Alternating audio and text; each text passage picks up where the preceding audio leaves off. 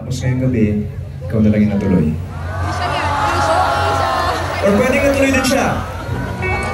Pero hindi ikaw yung kasama. Sinasabi ko to kasi eto na yun. May mga bagay na kahit gaano natin pilitin, hanggang doon na lang talaga. Masakit isipin, pero ganun talaga. Lagi ko itong sinasabi, pwede mong ipakita yung nararamdaman mo, walang problema doon. Pero hindi mo pwedeng ipilit ang iyong gusto. Maaaring, gano'n na kayo matagal? 3 years? 5 years? 7 years?